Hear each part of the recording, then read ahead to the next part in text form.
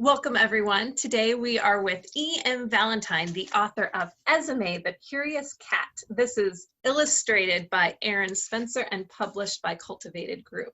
There are actually 3 stories out now of Esmè. We have book 1 here in the store, but we would certainly be glad to order you book 2 and 3 if you are interested. So welcome, Em. Why don't you tell us a bit about your story and the world you've created for these books? So I'm not really sure where to start with this because it's been kind of a ride, but I feel like that's kind of how all creative adventures are. I've always had a knack for writing. I've always been curious about it, always been really interested in it, but never really saw it as something that I personally was capable of doing just because I was pursuing other things.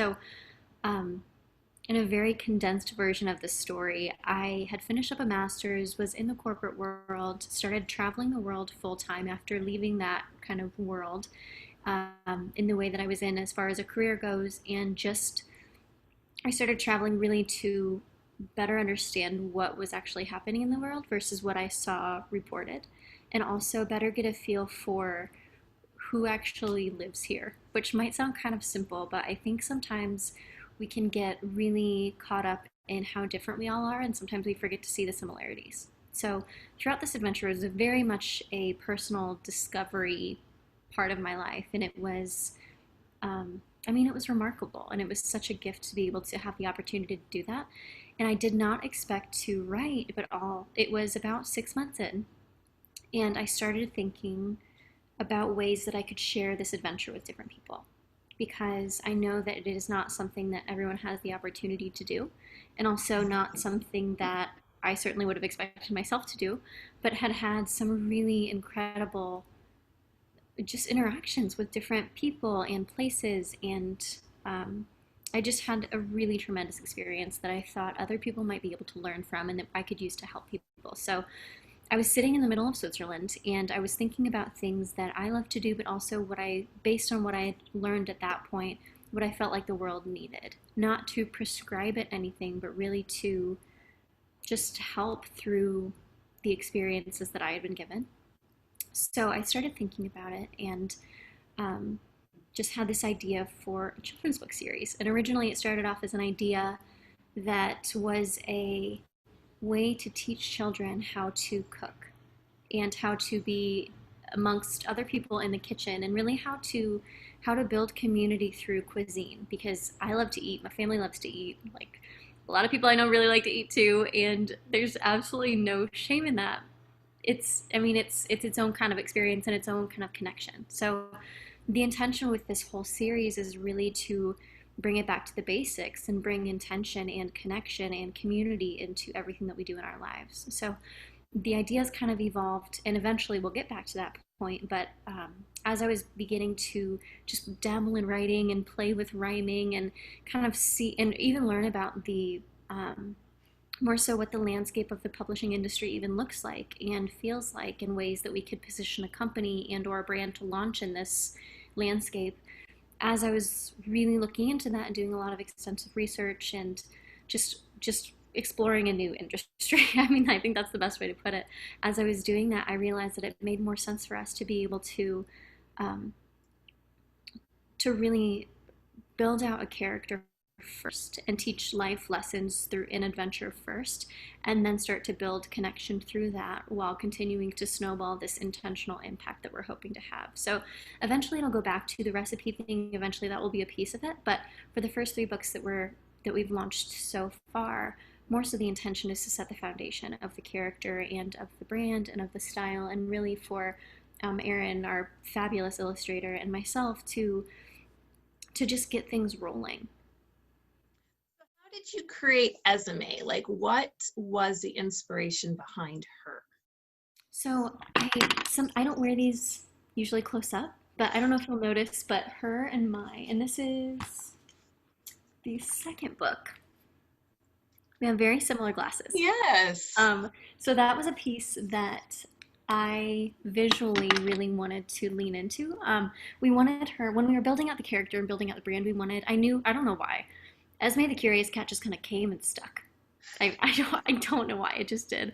Um, so as we were kind of building that out, I knew different characteristics of who she is. I knew that I wanted her, and as we were building her, Erin and I both had a really clear vision for the cultural ambiguity that is her, even almost gender ambiguity, that although we refer to her as a she, that's something that we're curious about exploring too, and really leaning into, okay, what are ways that we can help different people from all different walks of life and all different places who may not understand or have a platform?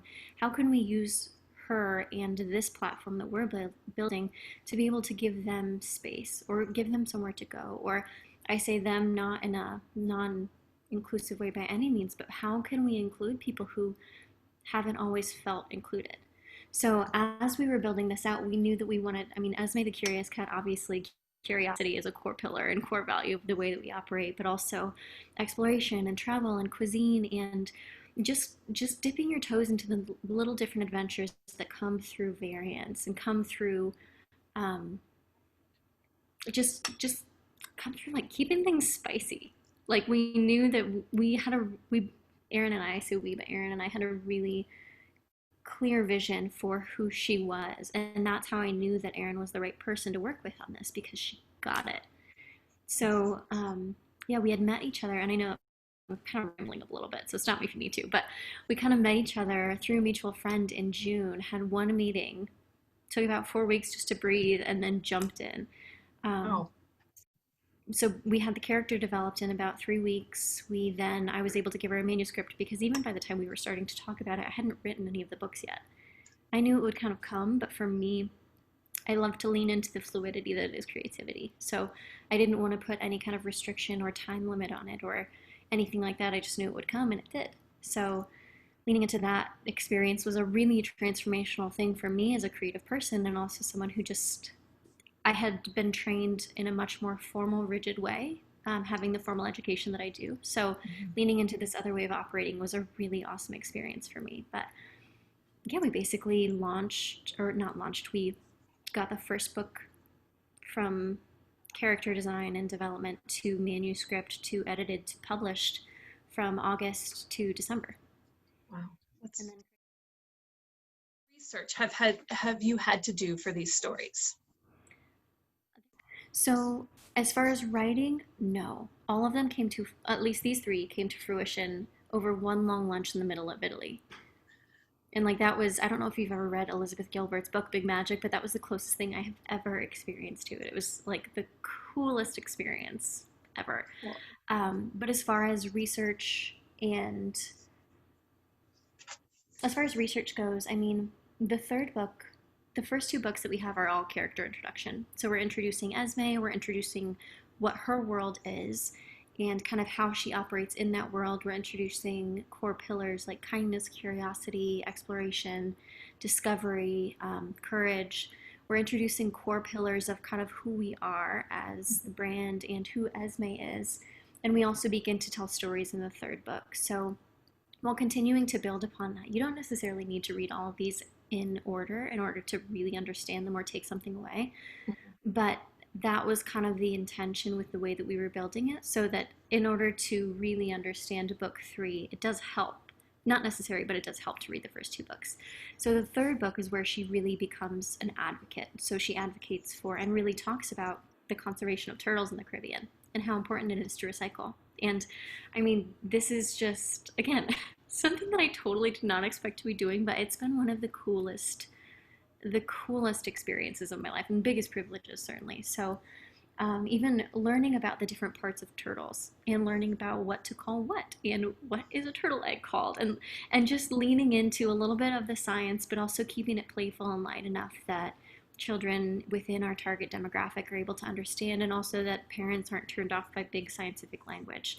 I mean, that's something that's really important to us too. So there's been background research that's gone into it, but a lot of the fuel that has been, at least these three books so far, has been my own personal experience and the stories that other people have told me as I've been traveling, or it's much more been an experiential learning with more kind of accessories of research rather than research heavy.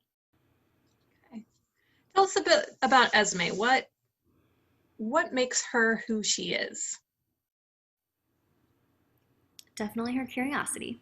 and just kind of her zest for life. I mean, the way that she approaches things is very open, and the way that she chooses to view the world as a result of that is very different from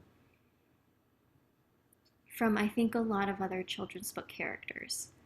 Um, so I think, I mean, certainly exploration of the world gives her her own little pizzazz, but also Mhm.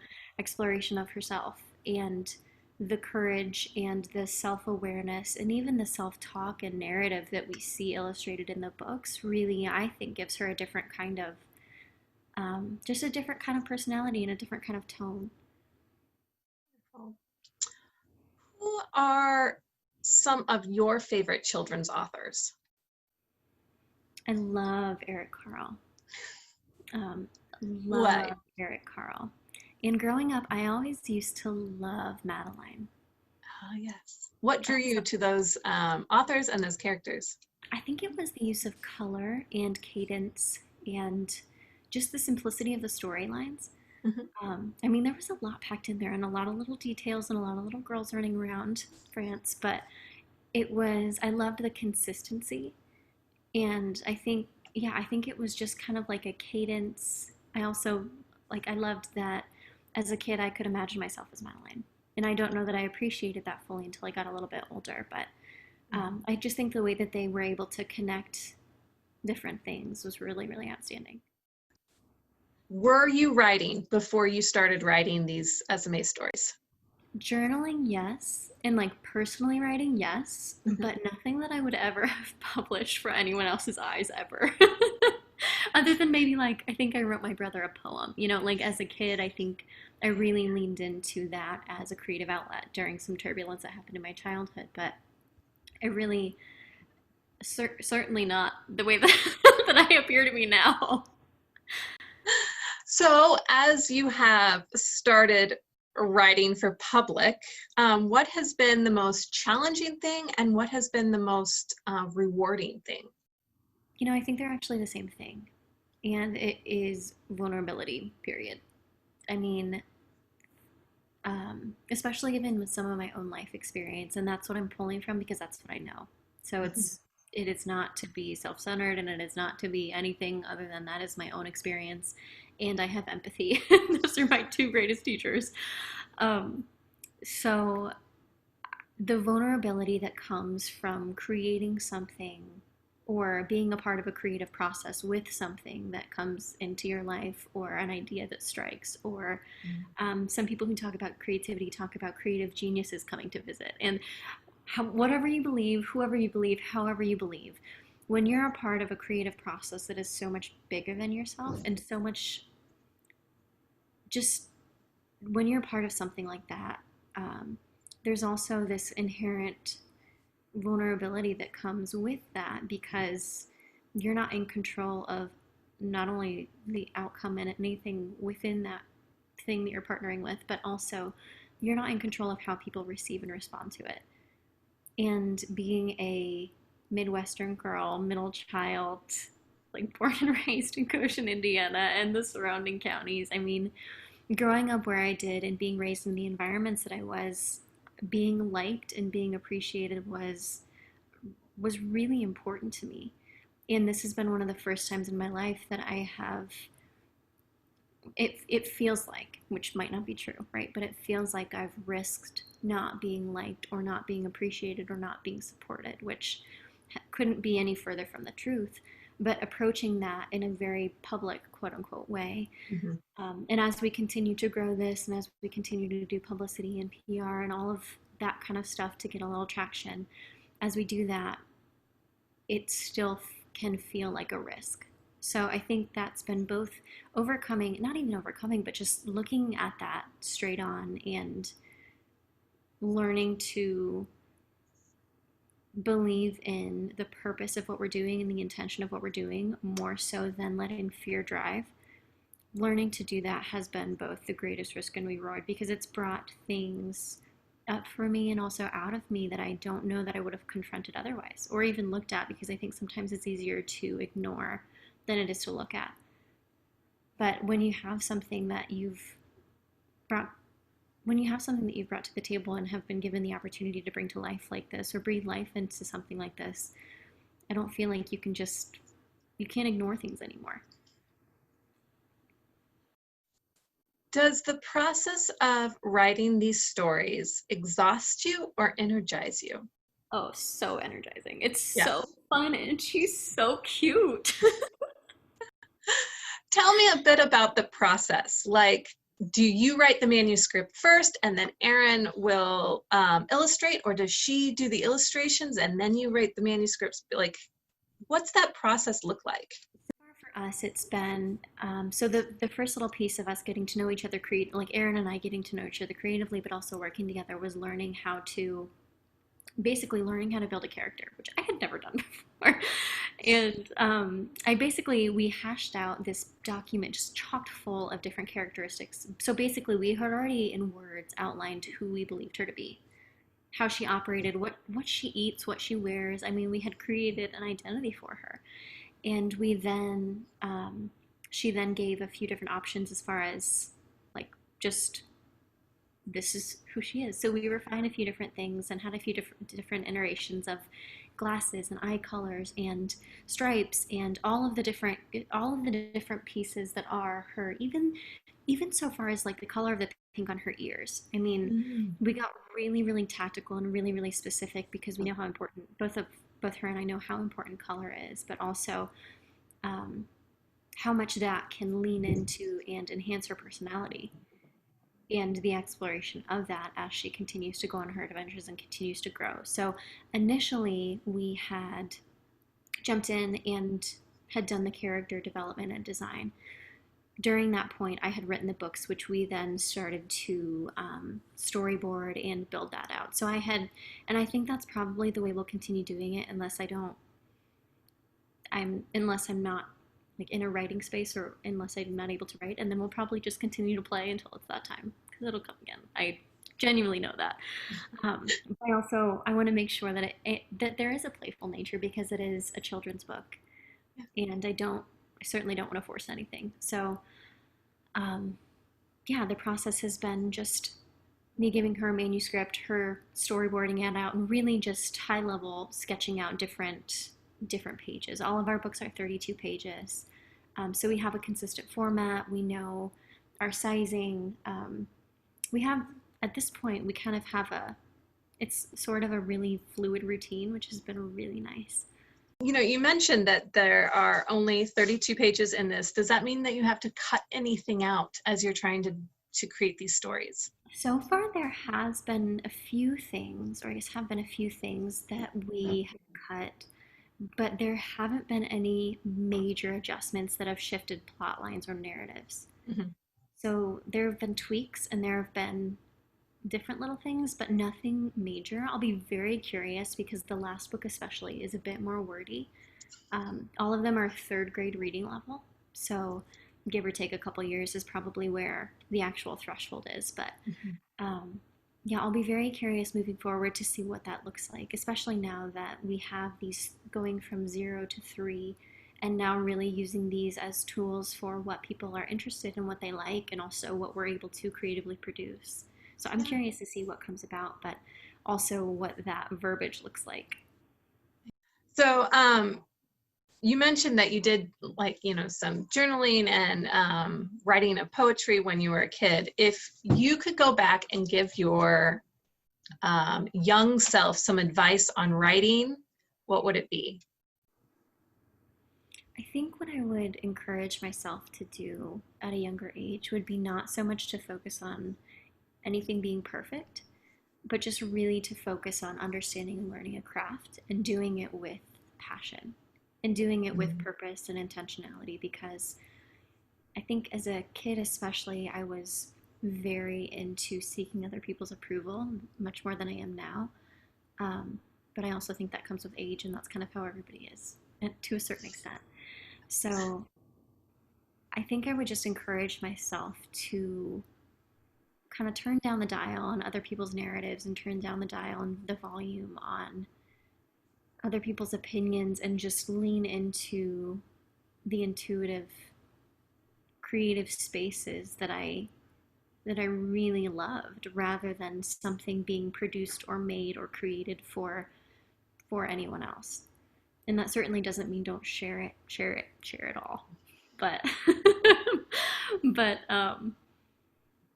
yeah, just don't get distracted by other people's approval or disapproval of what you're pursuing or trying to do, because it's all possible. Wonderful. How about for someone who is within their adult life and is trying to become a writer? Do you have any advice for them? Just play. I mean, if you stress yourself out about this, you're gonna suffer twice. Like, I think the most interesting thing recently, especially that I've learned about business, is that it's really important to be liked, which means it's really important to like yourself. What technologies or writing resources, or both, do you find most reliable, or do you find yourself using a lot? Honestly, I write on pen and paper a lot, so I don't know if that. I don't know if that is Yeah, that's part of what you use. Yeah, it's not necessarily digital. I mean, an interesting thing. So Erin and I both went to the same school. We went to Purdue for undergrad, but we've actually never met each other. She lives in New Hampshire. Wow. So we are very reliant on just video chats and calls and digital documents and that kind of thing. So we are very reliant upon that to kind of make our partnership work in building this, but also I love there's something about pen and paper. There's something different about it. And I know that there have been studies to articulate that too, but whenever I'm writing for Esme, I always write pen and paper. What can we expect from SMA in the future? Such a good question too. So yeah, in the first book, one of the lines is the world is her playground and it's your playground too. And that's something that I experienced in certainly as I was traveling, but throughout my own life. I mean, life has a playfulness to it that if you engage with it, it plays back and it can get really fun. And right now we have an incredible team of people who are helping us to build out different products and different things that align with the mission of who we are and the integrity of the way that we produce and even the way that we print, in the message that we are putting into the world. So we're working on some different curriculum guides as the world goes into whatever the next phase is, to be able to give teachers, homeschooling parents, kids tools and resources to be able to include Esme into different pieces of their day-to-day and also of their more formal education, creating different products that align with who and what we are, like one of which, I'm not sure if it is here. So on the first book on the back, we have Esme's, this one's from you guys. We have Esme's Passport to the Planet. So it's a journal that we're working on building out, that is all about gratitude and exploration and even giving people tools to be able to have a printable passport to the planet or gratitude journal that they can create themselves. So I know that there will be a lot more coming down the pike. I know that there are going to be, so many more books. Really with this, it's the first three are the tip of the iceberg, which even for me is such a huge privilege to say because I never expected to be a published author. What do you hope readers will take away from these stories? That you can be and do and have anything that you want in the whole world. I mean, you can live whatever experience that you want. It's just a matter of choosing. And also be kind. Like a lot of the things that we talk about within the books, they have a really cute cadence and the illustrations are beautiful. And a lot of our messaging at the end of the day is really simple. I mean, we are all here on this one planet for a limited amount of time. Make it count and be nice. Thank you again for joining me for this and for letting us know a little bit more about Esme. Thanks so much. I'm excited to see where she goes. Honestly, me too. It'll be an adventure, that's for sure. Yes.